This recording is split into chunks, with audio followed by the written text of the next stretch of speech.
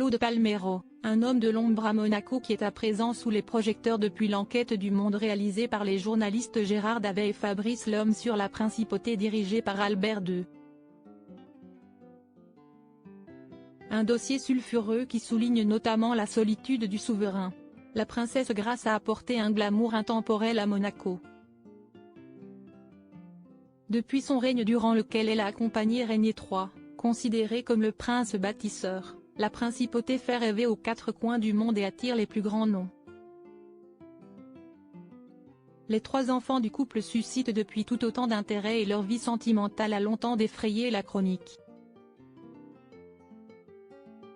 Aujourd'hui, le petit mais riche État est mené par Albert II, un prince longtemps considéré comme timide mais aujourd'hui époux fier de Charlène, ancienne nageuse olympique sud-africaine avec qui il est devenu père des jumeaux Gabriella et Jacques, 9 ans.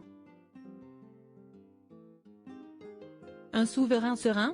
Les journalistes d'investigation Gérard Davet et Fabrice Lhomme ont jeté un pavé dans la mare avec une enquête explosive pour Le Monde sur Claude Palmero, ancien administrateur des biens de la famille princière disgracié le 6 juin 2023 après plus de 20 ans de bons et loyaux services.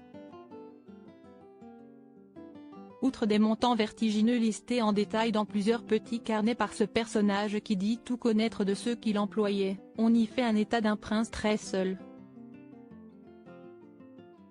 Invités de l'émission Quelle époque ?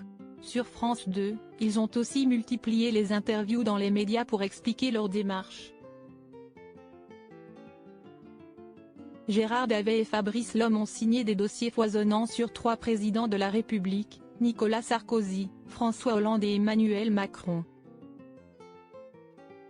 Ils sont sortis des frontières hexagonales en étudiant un État aussi petit qu'il est puissant, Monaco.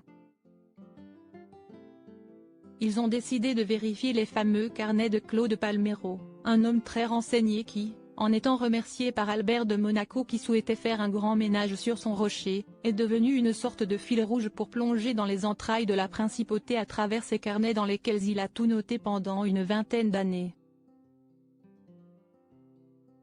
Cette affaire très complexe ne met pas seulement en lumière des sommes d'argent impressionnantes en jeu, mais aussi la solitude du prince, comme le souligne Nice Matin qui a rencontré le duo d'enquêteurs du Monde. Gérard Davet a rebondi sur la question, ses sœurs, Caroline et Stéphanie, d'un côté, Charlène de l'autre, les mères de ses enfants illégitimes, Nicole Coste et Tamara Jean Rotolo, qui ont respectivement donné naissance à Alexandre et Jasmine Grace, ses amis, les businessmen. Le prince est constamment au milieu de luttes d'influence et il doit arbitrer. D'après l'enquête du Monde, l'influence de son ex-bras droit est contestée par ses sœurs qui lui trouvent trop de poids dans les décisions du Rocher, outre qu'un obscur comptable épie et contrôle leurs dépenses. Par ailleurs, ses anciennes liaisons sont très exigeantes sur ce que le prince doit à ses enfants naturels tandis que les dépenses de Charlène sont dans le viseur. Sans parler de tout ce qui concerne la succession d'Albert et le partage de l'héritage. Une affaire médiatique qui succède à celle des dossiers du Rocher survenue en 2022 quand un mystérieux site internet a divulgué des documents confidentiels mettant en cause des personnalités monégasques et révélant des luttes d'influence sur fond d'enjeux immobiliers énormes. Le prince Albert n'est pas resté muet face à cette enquête du Monde. Il souhaitait dire sa vérité en transmettant sa parole par son avocat, Jean-Michel Darrois, et a répondu au nom de son épouse, de ses sœurs, et de ses neveux et nièces avec qui il veut toujours s'afficher soudé, contre vent et marée.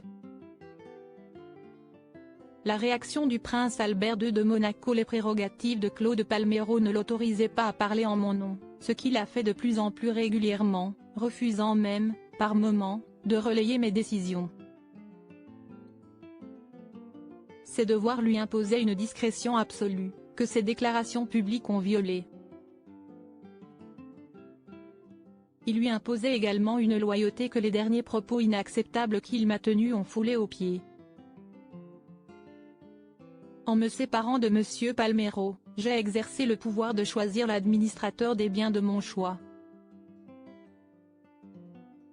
Les événements ont confirmé combien cette décision était la bonne, a expliqué le prince Albert II au Monde. Albert ne termine pas une conclusion lapidaire qui dit beaucoup de l'état de leur relation après 22 années de collaboration. Les attaques qu'il porte contre ma personne et contre l'État et ses institutions démontrent sa vraie nature et le peu de respect qu'il porte en réalité à la famille princière et à la principauté. Retrouvez l'intégralité de l'enquête dans Le Monde.